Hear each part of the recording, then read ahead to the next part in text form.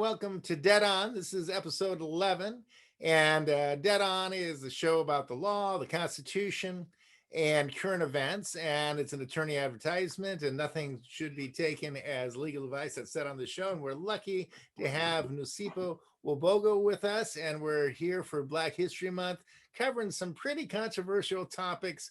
And one of those controversial topics, which is a sad and tragic thing, and really some horrible stuff, is the Atlantic slave trade. And what happened in the Atlantic slave trade in like the 15, 16, 17, 1800s was that they took slaves from Africa and they took them to Brazil mainly, and they grew sugarcane, and they took the sugarcane and took it up to the United States, and they made rum. And then they took that rum to England and got guns, and then they went back with the guns to Africa and got more slaves. And this went on for several hundred years, and it was a huge thing. So tell us a little bit about that, Nasipa. First of all, this began, and I'm thinking here at a time when white folks thought that it was their prerogative to be able to take people, just, pick them up, steal them from where they lived, steal them from their homes, to steal them and take them, bring them here. And there was, yes, right. There was nothing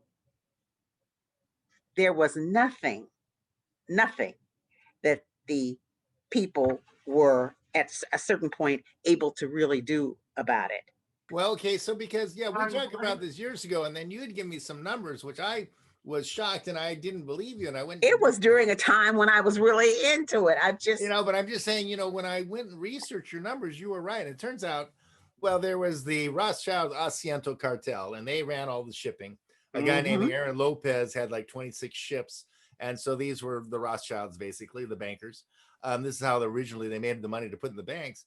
And they captured 110 110 million. So let's do that number again, 110 million. And that's when there was like 6 million people in the colonies. I mean, 110 million is a lot of people. And when you told me that number originally, I was like, nah, that couldn't be true. But they moved them. I tried to tell you. Yeah, but when I looked it up, I was like, my gosh, they captured 110 million black slaves. And they had a terrible losses because the black slaves would be moved to the African coast and they'd be put in camps there. A lot of them died in those camps, right? And maybe a couple, 3 million on the African side. And then they had the ships. And if you look at ships' logs, and you can actually go to Nantucket or whatever, look at the Aaron Lopez, the Rothschild ASIENTO ship logs. They counted. Now, this is kind of a terrible thing, and the kids probably shouldn't listen to this. But what they did, if a slave died on board, and the slaves were laying right next to each other, right? They didn't have room to go walk around or anything. No, right? They were jammed there. So a lot of them just died or got sick. And also a lot of these Rothschild slave traders, they would, rape them and beat them and whip them. They were not nice to them particularly. And so a lot of them died. And so what they did is they threw them overboard, but they cut off their ears before they threw them overboard. They put those ears in bags and they put those in the ship logs. And when they got to Nantucket or the bank or wherever they did, they had these bags of ears. And they said, well, we brought on, 700 slaves and 200 of them have died, right? So that's all in ship's logs. And that came to about 12 million black slaves over the several hundred-year period, died and got thrown overboard. And anybody can go up to those museums and see those Aaron Lopez, Rothschild, ASIENTO cartel. Like I said, this is the foundation of the Rothschild banking system, pretty much. This is where they made their original fortunes, was black slaves. And like I said, most of the slaves went to Brazil, which were terrible conditions, because people would get malaria and you're in the sugarcane fields, and they tried to capture people from other countries, but they died too quick. And the Africans could kind of stay in that tropical weather better. Now, and then about 3% or about 5% of the slaves made it up to the colonies at that time, and the weather wasn't so bad, so they didn't die off as much. But they constantly had to resupply into Brazil because the slaves died in that tropical malaria swampy That's system right right. there. And so out of 110 million captured, about 20 million died. I mean, that's a huge number. When you told me that number, I It went, nah, I is. don't believe this, like 2 or 3 Yeah, 3 years it's ago. huge. And then I started researching and look at it like, oh my gosh. And also, if you look at the money they made for every shipload, they made Yeah, in our currency probably hundreds of billions of dollars for each yeah, ship. they did. I mean, it was $20,000 in those days, but $20,000, I think you could buy a town, right? Yeah, I That's mean, right. you could buy a lot of stuff, and they would have 600 slaves at $200 or 20,000 a piece. I mean, this was a huge amount of money. I mean, if they got one shipload through, they were like multimillionaires, and they did ship after ship after ship, year after year for 300 years. The cartel did, yeah. Right. And they And killed they them too. lost so many people. It was just a tragedy. But when you told me the original numbers, I was shocked. I said, I got to research this. Turns out it's true. The Asiento, it's the same Rothschilds they have That's today. right. And that's what they formed all the banking money from. That's where they got their original start, was the black slave trade. And just That's terrible. I right. mean, it was amazing. And what the deal was that, they grew the sugar in Brazil.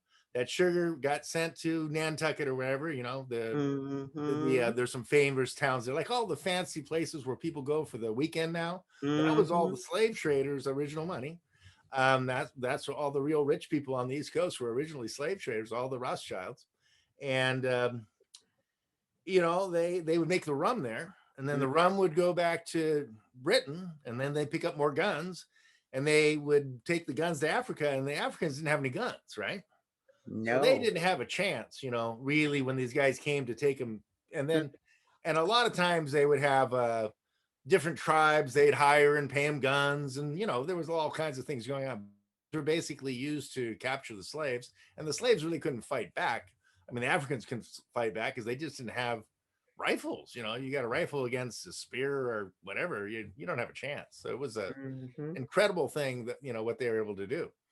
And you would Yes. say, how can so few Rothschilds capture 110 million? Well, if you've got a rifle with 100 rounds, you can scare a lot of people. After a few get shot, you're going to do what you're told they'd never even seen a rifle before, right? So that's what freaked them out, and also I think in the African culture, they took slaves when they had different wars, but they weren't like mass murderers. They were never. No. They weren't. No, it was a little different. They kind of kept them alive in a better thing. The slave traders Yeah, didn't care about that. They just you're had a right. head count, and if they lost half of them, they didn't care.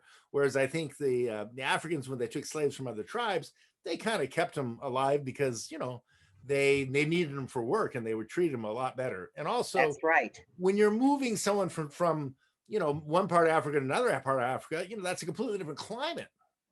And plus, there was no roads. So these guys are being trekked across, probably all roped together, not getting fed very much, long route, long way.